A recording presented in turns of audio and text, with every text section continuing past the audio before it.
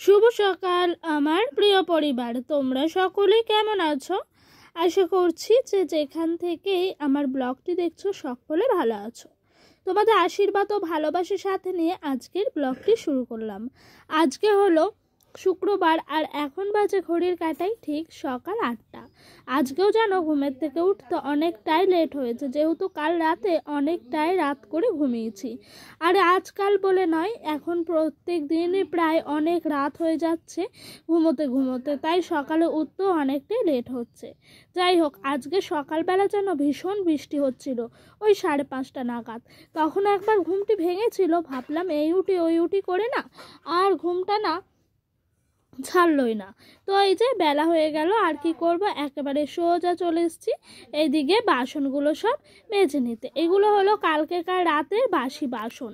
তো এই দিক দিয়ে জানো তো আমি হাঁড়িটাও বের করে নিলাম। বলছি সকাল সকাল যদি এইগুলো মাজা হয়ে যায়, হাঁড়িটাও মেজে নিই, তাতে করে আমার বেলার দিকে কাজটাও অনেকটা কমে যাবে আর অনেকটাই তাড়াতাড়ি করে সমস্ত কাজকর্মগুলো সেরে নিতে পারবো।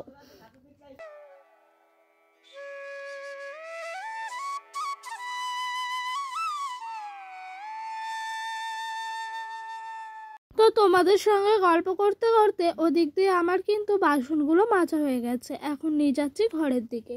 আর দেখেছো দুদিনের বৃষ্টিতে উঠোনের পরিস্থিতিটা কি, আবারও সেই একই পর্যায়ে চলে গেছে। এই উঠানে পা দিতে গেলে না ভীষণ ভয় লাগছে জানো, কিন্তু কিছু করার নাই। তো এই দিক দিয়ে আবার কিছু জামা ছিল ডোডোর পাপার, সেগুলোকে নিয়ে চলে আসলাম এদিক দিয়ে কাঁচা ধোয়া করব। জানি আজকে বৃষ্টি হবে, তবুও মন মানছে না, রেখে দিলেই জমে যাচ্ছে। তাই ভাবলাম না, সকাল সকাল উঠেছি যখন একটু আজকে, সেহেতু কিন্তু মাজা ধোয়াগুলো করেই নিয়েছি, কাচাকুচিটাও করে নিই। আর এই দেখো পাতা প্রচুর পড়েছে গাছের ওপর দিয়ে, হালকা হালকা করে ঝাঁট দিয়ে নিচ্ছি, যাতে করে জানো তো পরের দিন পাতাগুলো না জমে। আর জানো তো এই পাতাগুলো যেতেই চাইছে না, এই যে উঠানে কাদা তার সাথে কিন্তু একদম চিপটে লেগে গেছে। তাও আর কি করব, মোটামুটি করে উঠানটা কিন্তু ঝাঁট দিয়েই দিলাম। জানো তো আজকে সংসারের সমস্ত কাজকর্ম রুটিনটা না একটু পাল্টে দিলাম। অন্যান্য দিন আগে তোমার উঠানটা ঝাঁট দিই, তারপরে বাসন মাজি। আজকে দেখলাম না, এটা করলে কিন্তু হবে না।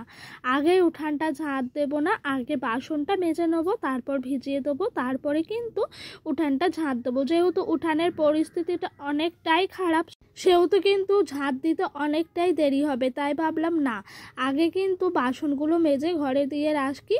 যেহেতু দেরি করে উঠে পড়েছি, এখন বেলা ওই 8টা 8:30 মতো বেজেও গেছে, সেহেতু বাড়িতে সবাই চা খাবে, দেরিও হবে, সেই জন্য আমি ভাবলাম বাসনটা আগে মেজে নিলাম, তারপরে এদিক দিয়ে উঠানটা ঝাঁট দিয়ে দিলাম।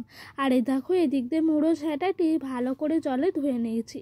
আর এই যে এই জায়গাটি দেখতে পাচ্ছ, এই কালো কালারের যে তিরপলটি আছে, এটির নিচে কিন্তু ঝাঁটাটি রেখে দিই, এতে করে ঝাঁটাটি ভেজে না জানো। আর ওই যে বললাম না, ডোডোর বাবার কিছু জামা প্যান্টগুলো কেচে দিয়েছিলাম, সেই সমস্ত জামা প্যান্টগুলোই দড়িতে জায়গা মতো করে ঠিক করে মেলে দিচ্ছি। আর এইগুলো প্রত্যেকটা দিন একটা একটা একটা একটা করে এই সমস্ত জামাগুলো বের করেছে আর পরে পড়ে গেছে। তো এগুলো ভাবছি যে প্রত্যেক দিনের জামাগুলো যদি অনেক দিন অবধি তোমার অপেক্ষায় করে রাখি তাহলে বেড়ে যাবে, তার থেকে বরঞ্চ কেচে কুচে নিই, এতে করে কিন্তু জলটা ঝরে যাবে। আর বাইরে দড়ি আছে বারান্দায় আমাদের, ওই দড়িতে মেলে দেবো, তাহলে জানো তো শুকিয়ে যাবে, আর কোনো চিন্তা থাকবে না।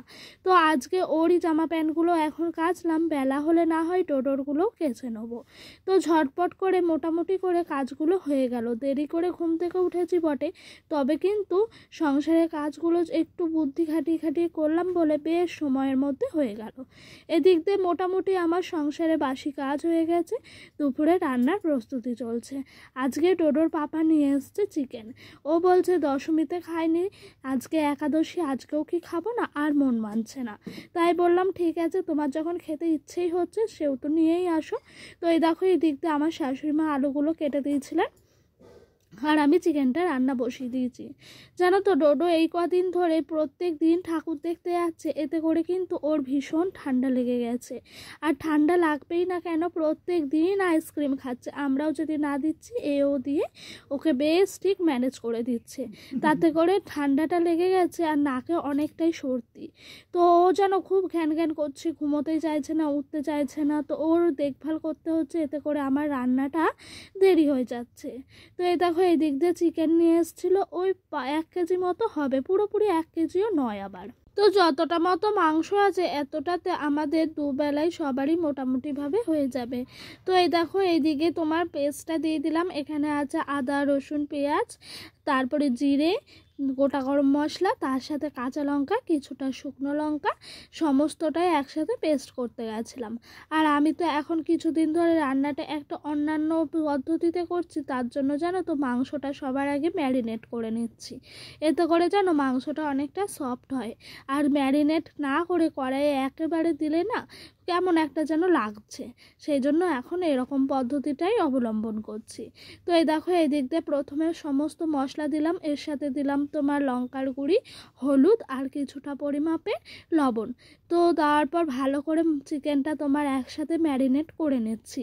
তো এই দেখো ডোডো এসছে, ও না ভীষণ চিকেন খেতে পছন্দ করে, ও ভাবছে কি এখনই রান্না হয়ে গেছে, কিন্তু না, এখন অবধি তো হয়নি, আমি ম্যারিনেট করছি, ও আমার কাছেই ঘুরঘুর করছে। তো এই দেখো এইদিকে পেঁয়াজগুলোকেও ভালো করে একসাথে ম্যারিনেট করে নিচ্ছি। এতে করে কিন্তু রান্নাটা অনেকটাই তাড়াতাড়ি হয় এবং এগিয়েও থাকে। তো এই দেখো এদিক দিয়ে আমার চিকেনের আলুগুলো একদম ডিপ ফ্রাই করে ভেজে নিয়েছি, ওপর দিয়ে লাল হয়ে কোট পড়ে গেছে। তো ওগুলোকে তুলে নিলাম, এদিক দিয়ে একটু তেজপাতা দিয়ে দিলাম, তারপরে এবার দেবো তোমার কিছুটা পরিমাণে গোটা গরম মশলা। সেরকমভাবে গোটা গরম মশলা ছিল না, ও যেটুকু ছিল সেটুকুতে হয়ে গেছে। তো এই দেখো ম্যারিনেট করে রাখা চিকেনটা আমি দিয়ে দিলাম, আর চিকেনটাও মোটামুটি হয়ে মানে ম্যারিনেট করাতে মোটামুটি সফট হয়ে এসছে। আর এই দিক দিয়ে ভালো করে একটু মিক্স করে দিলাম। তো এই দেখো প্রথমেই কিন্তু এগুলো দিয়ে দিয়েছি, তারপরে এই দিক দিয়ে না একটু কালারটা আসেনি, সেই জন্য ভাবলাম একটুখানি কাশ্মীরি লঙ্কার গুঁড়ো দেবো। কেন জানো তো আমাদের বাড়িতে না ডোডোর পাপা আবার কালার না হলে চিকেন বলে ভাল লাগে না। তো শুকনো লঙ্কা কাঁচা লঙ্কা দুটোই বেটে দিয়েছি, তাতে করে জানো গুঁড়ো লঙ্কাটা কমই দিলাম, যে বেটে যখন দিয়েছি কালারটা আসার জন্য কাশ্মীরি লঙ্কার গুঁড়োটা দিই। তো এই সময় দেখো কাশ্মীরি লঙ্কার গুঁড়োটা দিয়েছি বলে কালারটা কত সুন্দর এসছে, আর চিকেনটাও দেখতে অনেকটা স্পাইসি স্পাইসি হয়েছে, ভীষণ সুন্দর হয়েছিল জানো চিকেন। আর ম্যারিনেট করার সময় যদি আমি একটু দই পেতাম তাতে করে কিন্তু আরও ভালো হতো চিকেনটা। তো আজকে চিকেনে যেন সবই সলিড পিস দেয়নি, আবার সবই লেগ পিস দেয়নি, মোটামুটি সব মিলিয়ে দিয়েছে। তবে চিকেনটা কিন্তু খুবই ভালো ছিল আজকে অন্যান্য দিনের তুলনায়। তো এই দিক দিয়ে দেখো চিকেনের জলও ছেড়ে গেছে। রান্না করছি, করতে করতে দেখি বাইরে মুষলধারা বৃষ্টি এসছে। আজকে একাদশী বলে এরকমটা বৃষ্টি শুরু হলো, নাকি এটা নিম্নচাপ কিছুই বুঝতে পারছি না। তবে ভীষণ বৃষ্টি হচ্ছে জানো, এত জোরে বৃষ্টি হচ্ছে। আমি টিনের ঘরে আছি তো মনে হচ্ছে টিন ফেটে বৃষ্টি ঘরে পড়ছে। কি আর করব, বৃষ্টির দিনে এরকম রান্না বান্না করতে ভীষণই ভালো লাগে, তার সাথে যদি হয় চিকেন কষা। তো হেভি লাগছিল আজকে চিকেন কষাটা খেতে। এই দেখো মোটামুটি করে আমার চিকেনগুলো হয়ে গেছে। আর ওই যে আছে আমার সোনা বাবা ডোডো, ও তো চিকেন খাওয়ার জন্য সেই প্রথম থেকেই খুরঘার করছে। তো ওকে আমি বলছি দাঁড়া, চিকেনটা হয়ে গেছে, ওর জন্য বেছে বেছে চিকেনগুলো তুলছি। আর জানো তো সব চিকেনগুলো না একসাথে মিশে গেছে, এতে করে আমি বুঝতে পারছি না যে কোন চিকেনটা তোমার লেগ পিস বা কোন চিকেনটা সলিড পিস। তো মোটামুটিভাবে হলো। আর এই দেখো এইদিকে আলুগুলোও কিন্তু গলে গেছে। কি করে বুঝলাম জানো, খুন্তির সাহায্যে যখন নাড়াচ্ছিলাম তখন কিন্তু আলুগুলো ভেঙে যাচ্ছিল, তখনই বুঝতে পারলাম না আলুগুলো সিদ্ধ হয়ে গেছে। তো ওই দিক দিয়ে ওকে আর ওর দাদুকে দুটো চিকেন তুলে দিলাম, তার সাথে একটা আলু। আর এ দেখো এদিক দিয়ে চিকেনের ঝোল দিয়ে দিলাম। তো মোটামুটি করে ঝোলটা দেওয়ার পর কিন্তু বেশি ঝোল দিইনি, অল্প দিয়েছি।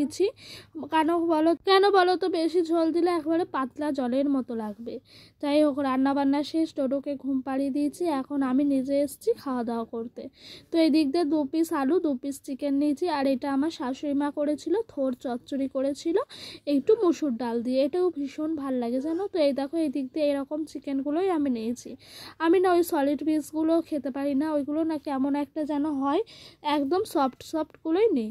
তো এই দেখো আজকে একাদশী, আমাদের পাড়ার ঠাকুর বিসর্জন হবে, আর পেছনে কত ড্রয়িং ঝোলানো আছে, কে ফার্স্ট হয়েছে সেকেন্ড হয়েছে এই সমস্তর জন্য। তো এই যে আমার পাশে ডোডো হাসছে ভীষণ ভিডিও করছি বলে। আমি একটা লাল কালারের শাড়ি পরেই এসেছি, কিছুই করব না, সবাই চুড়িদার পরে এসে ড্যান্স করবে বলে। আমার ওই সব পছন্দ হয় না বলে শাড়ি পরে এসেছি, যাতে কেউ বলতে না পারে। তো এই দেখো ডোডোকে এই ন্যাকা বোকারটা পরিয়ে দিয়েছি আজকে, ও ড্যান্স করবে বলে। ওর পাপা বলছে ওকে একটা ড্যান্সের ড্রেস দাও, তো এটাই দিলাম ওকে ড্যান্সের ড্রেস, আর কি দেবো বলে। আর এই দেখো এখানে তুমুল ড্যান্স হচ্ছে, তুমুল মানে ভাসান ড্যান্স যাকে বলে সেটাই হচ্ছে। ডোডো ভীষণ সুন্দর করে ভাসান ড্যান্সটা দিচ্ছে, আর ওই ড্যান্সটা দেখতে এত ভাল লাগছে, সবাই যেন ওর দিকেই তাকিয়েছিল যারা বসেছিল। তো সবাই ডাকছে, ও আবার হাসছে, এটা ওটা করছে। তো এইগুলো দেখতে এত ভাল লাগছে কি বলবো। দেখো এটা হলো তোমার মোটামুটি রাতের দিকে, তো এখনও আমি বসে আছি ওই ডোডোর জন্যই, ও বাড়ি যেতে চাইছে না, ও এখানে সবাই ড্যান্স করছে বলে থাকতে চাইছে। তো এই দেখো ও আবারও কেমন করে নাচ করছে দেখো। বন্ধুরা আজকের মতো ভিডিওটা এখানেই শেষ করলাম।